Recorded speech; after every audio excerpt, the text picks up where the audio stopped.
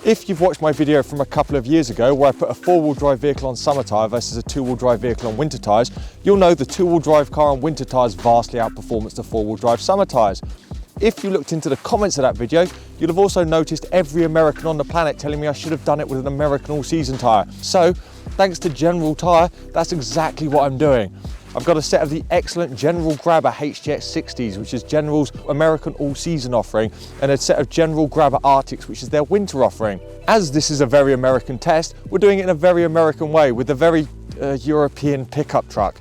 It's a VW Amarok, the V6 diesel manual, but what it does allow us to do is use one vehicle. It has switchable rear-wheel drive and four-wheel drive systems, so we can switch between the two as we're switching tyres and have no vehicle bias whatsoever. As always, we'll do traction testing, hill testing, and the all-important lap time to see which tyre and drivetrain combination really is best. Let's go get testing.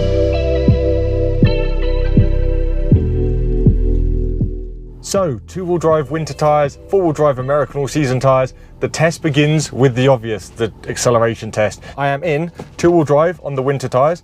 I'm just going to do a 0 to 100 kph run.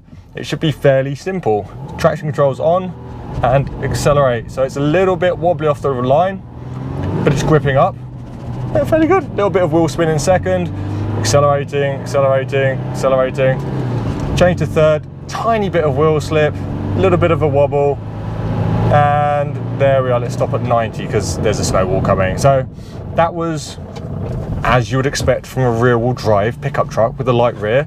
It got away okay. There was a bit of spin into the second and third gear, but otherwise unremarkable. Now I'm going to go switch to the all-season tyres, stick it in four-wheel drive mode and see if that feels any different, because in theory the all-season tyres will have less traction, but the four-wheel drive system will make up for it. Let's see.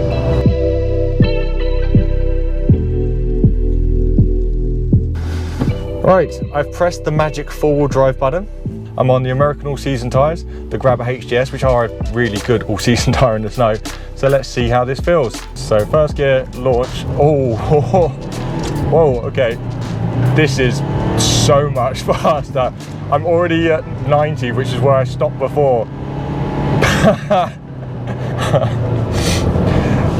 That's amazing. Okay, so four-wheel drive. I haven't seen the data, but I'm gonna put my reputation on it and say the four-wheel drive all-season tyres definitely had that one.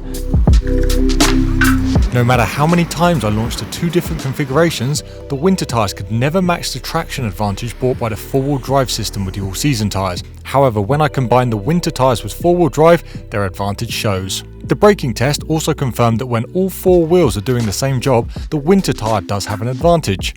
Let's see what this means in the real world with the hill test.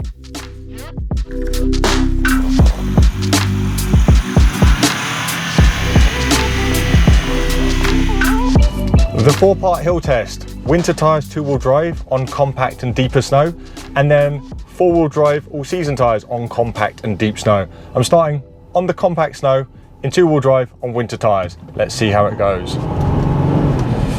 Ooh. Just about get going. Okay, so we've made it on the compact snow, but it was a struggle. I'm not gonna lie, that wasn't the easiest. Let's move into the deeper snow, which might be a touch harder. Okay, two-wheel drive, winter tyre, deep snow. Let's see if we go anywhere.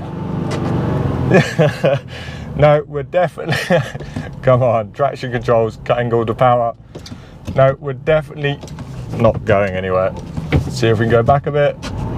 Nope, okay, so let's switch to the all-season tyres and four-wheel drive. All-season tyres, four-wheel drive, compacted snow, let's see what happens. It feels like a rocket. Okay, so the two-wheel drive winter tyres got us up here, but much more slowly. That's really good. Okay, the winter tyre struggled in the deeper snow. Deeper snow is just often more difficult for tyres. So we're gonna go around, let's try and do it in one take and see if the all-season tyre fares any better. I think after that demonstration, it's probably gonna be no problem. Let's find a new piece of snow. Stop. First gear, traction control on, accelerate. That's... So If you were wondering whether the American all-season tyre or a four-wheel drive vehicle with winter tyres gives you more traction, there's your answer twice. Definitely four-wheel drive and all-season tyres.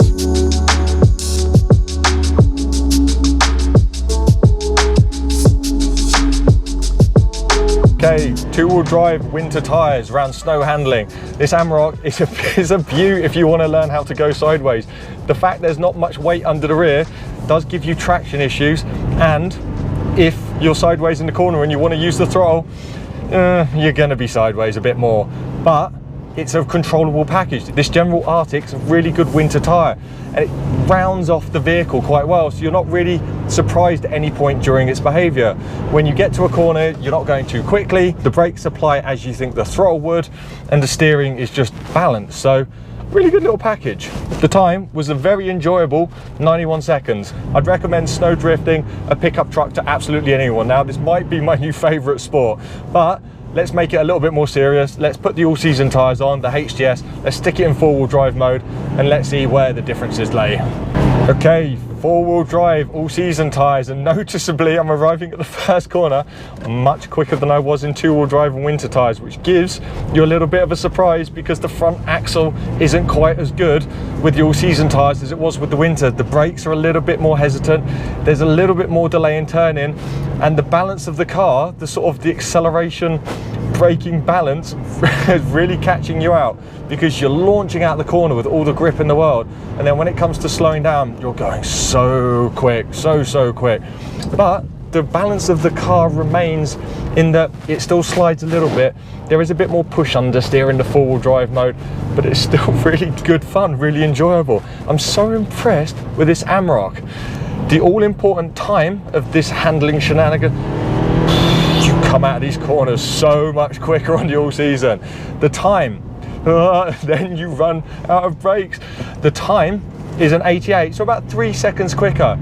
That's all made up in the traction because the braking and the corner entry, you're definitely a lot more hesitant, and there's a bit more understeer when you try and throttle it. But otherwise, good package, and a little bit quicker than the winter tyre, but that is down to the traction. The braking, as we showed in the braking test, is a little bit worse, and you're just waiting on the front end a little bit more. The steering isn't really telling you what's going on, but a good demonstration of how a four-wheel drive system can overcome time, but the braking and the turning is a negative. So that's the balance you're making with the all-season tyre.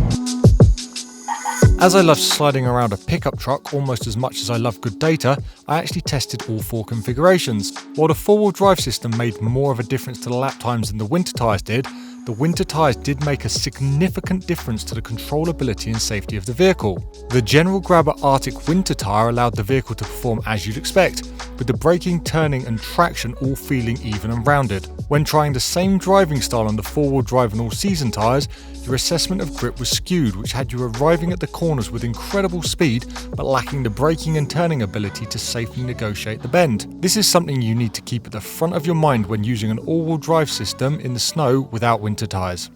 So there we go, the American all-season tyre could do what the European summer tyre couldn't do, and that is beat the winter tyre on two-wheel drive using a four-wheel drive system. It's worth remembering though, the General Grabber HTS 60 is an excellent American all-season tyre. It's got really good snow performance, so this might not be exactly the same for every all-season tyre on the market.